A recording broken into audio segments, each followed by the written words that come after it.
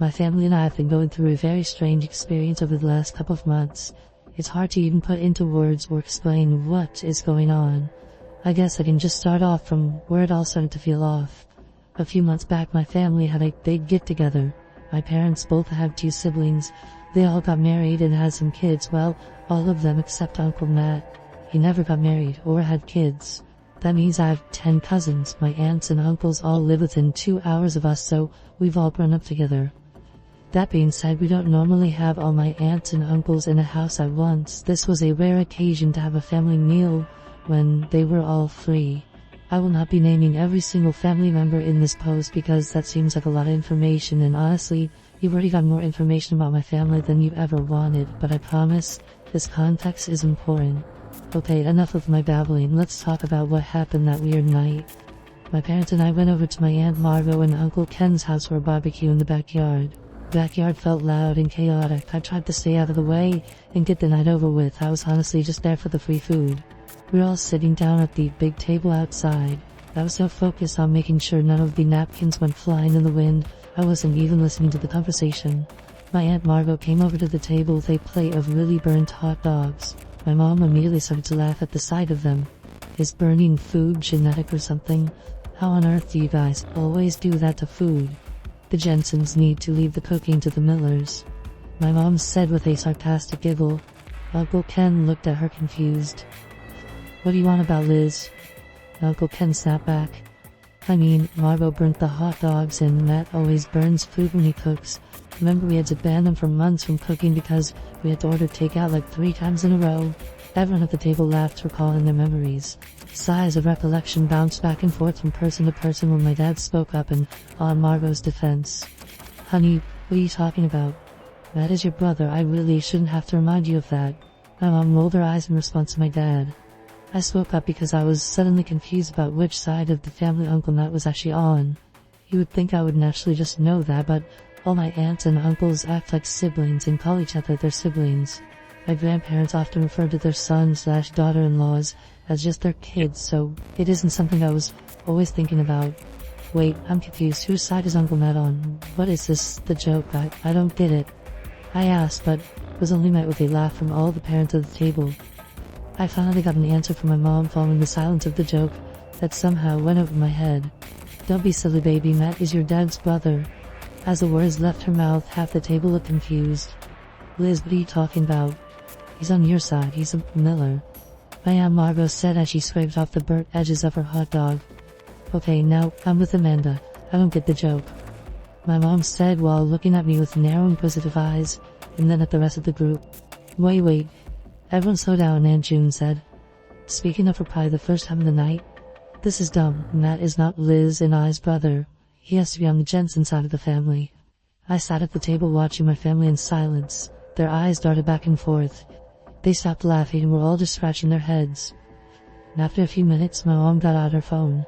She found an old family photo when from she was a kid. In the photo were her, my grandparents, my Uncle Paul, and my Aunt June. Nothing out of the ordinary.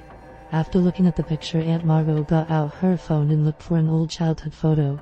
Aha, found one, she stated as she showed off the photo on her phone. Yet again, the photo was normal. It had my grandparents, my dad, Aunt Margo, and Aunt Susan. The next hour consisted of both sides of the family going back and forth showing photos, none of them with Uncle Matt in them. I had a few of my cousins there, but they all lost interest once they ate. I, on the other hand, couldn't be pulled away. I was engrossed in learning where the heck Uncle Matt came from. They kept talking back and forth. They figured maybe he wasn't anyone's sibling. Maybe he was related by marriage, right? Second cousin twice removed that I just called Uncle Matt because that was the easiest thing to call him. We all have a relative like that, right? I know an easy solution you might be thinking of is to just call him up. That's also what I said, but he was working and they didn't want to interrupt him. But guess what? I needed answers, so I decided to call him. However, when I looked at my phone, I couldn't find him in my contacts. I looked through it multiple times. I remembered texting him about something a few days back, so he should have been in my text history, but still, nothing. After being weirded out by his contact being gone, I mentioned out loud that someone should call him, regardless of him being at work. No one agreed with me.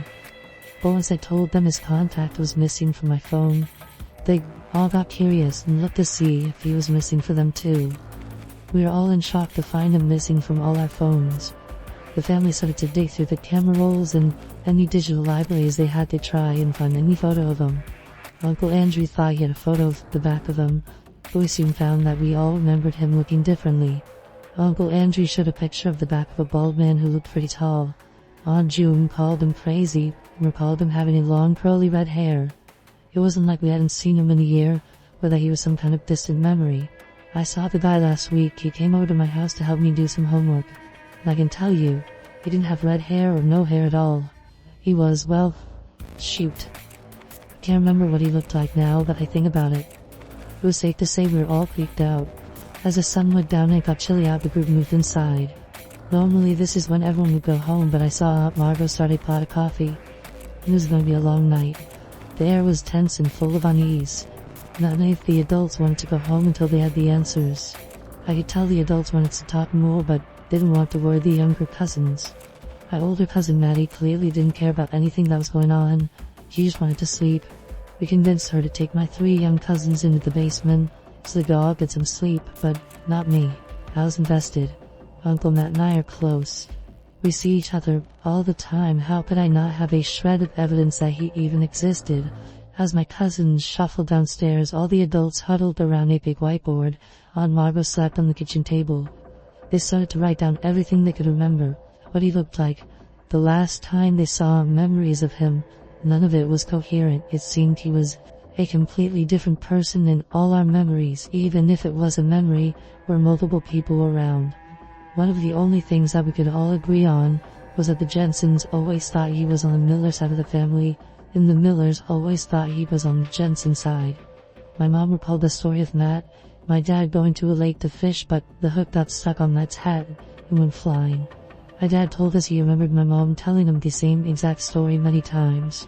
Everyone had memories of stories where he was on the other side of the family. Soon, everyone was on the phone with a new family member, trying to tell them the situation, asking what they thought about everything. My aunts and uncles were talking to realities on their phone. I didn't even know. Relatives that probably only met Matt a couple of times at best. All I heard was one dead end at a time. No one knew where he came from, or where he went. So the big question was, who is Matt? Was he just some random guy who weaseled his way into the family, telling one side of the family one thing and the other side another? Or was it something so much worse?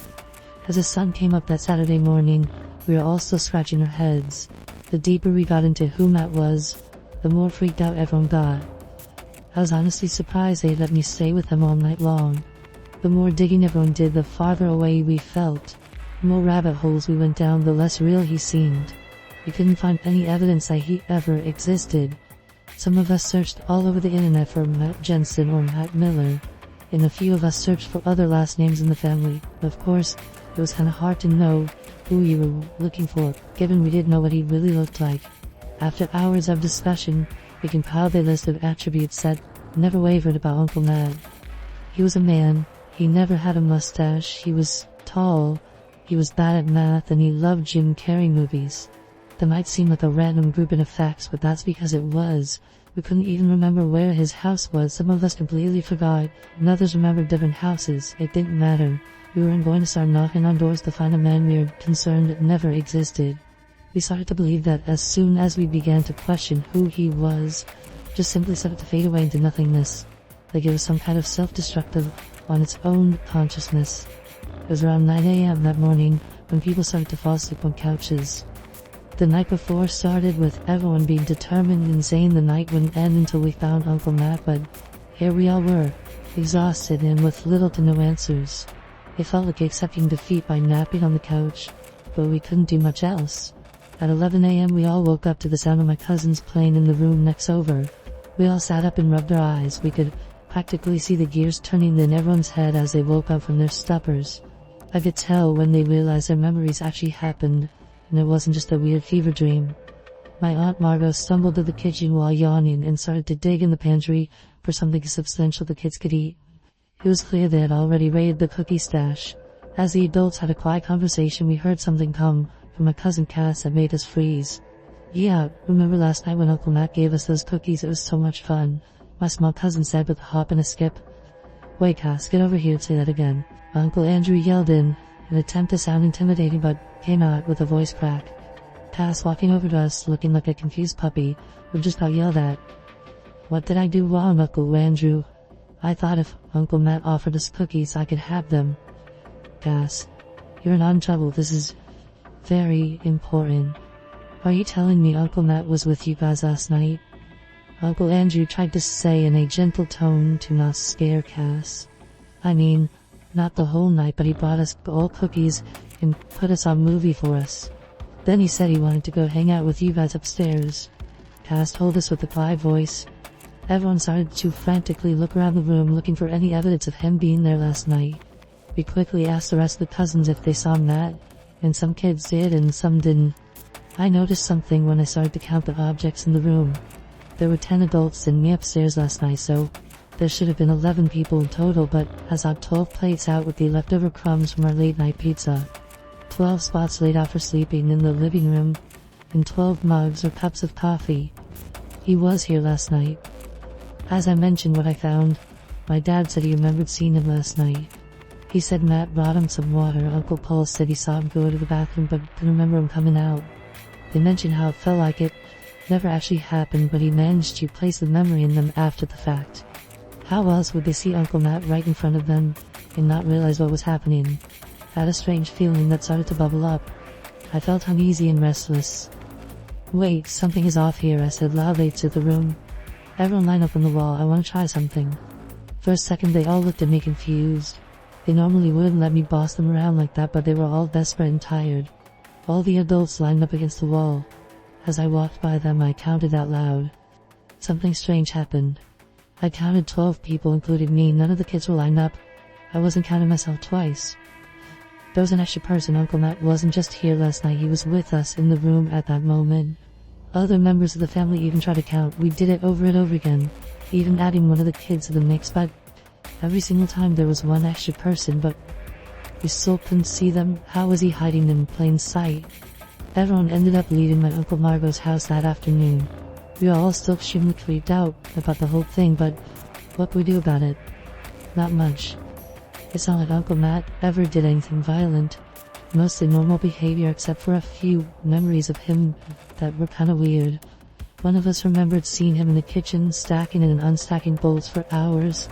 Another person remembered him once packing for a vacation, but a suitcase only had trash bags in it. And I have a memory of us sitting in front of the fireplace with him, reading the instruction manual to a blender for a bedtime story. At least those were the kind of memories we had in the beginning. As the weeks went on, we started to remember things that got more and more concerning. He showed up in our houses in the middle of the night, while buying us all hammers for Christmas. He once bought hundreds of dollars worth of knives and put them in my dad's car. Once we developed disturbing memories of him, we tried to tell the police. Of course, they couldn't find any evidence of his existence, so they couldn't help us. It didn't help our case that we couldn't even give them a last name. How on earth are they supposed to find a guy based on his last name being Matt and no physical features? So, who is Uncle Matt? I can say with 100% certainty, I have no clue. Is he a man? Is he an entity? Is he a figment of our imaginations, or is he nothing at all? I don't know. That's the worst part of it all. He seems to always be around at family dinners. Most of the time I count the number of people, I end up with an extra person. He feels like a virus, always implanting a memory of himself being around, but in the moment I never see him. It seems to be a family joke at this point. Always leaving out an extra plate for him or something. In my opinion, no one is taking the situation seriously.